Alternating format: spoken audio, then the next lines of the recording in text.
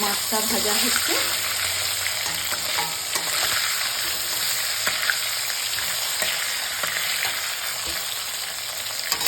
আর এদিকে বাঁধাকপির তরকারিটা দেখুন হয়ে গেছে।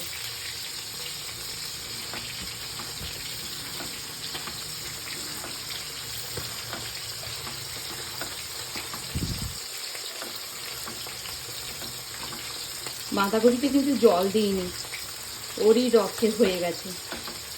বেশি দেখবেন গ্রিন ভেজিটেবলসে জল দেবার চেষ্টা করবেন না, ওরই রসে হয়ে যাবে, আর ওর টেস্ট আলাদা হবে, একদম আলাদা হবে। দেখুন আমি জুম করে দেখাচ্ছি, দেখুন কালারটা। কাঁচা হলুদ বাটা দিয়ে করি, এই শীতকালটাতে না আমি একটু কাঁচা হলুদ বাটা দিয়ে তরকারি করি। বাকি গরমকালে শরীরটা একটু গরম হয়ে যাবে, জন্ডিস হবার ভয় থাকে, কিন্তু শীতকালে ভেতরে একদম অ্যান্টিবায়োটিকের কাজ করবে।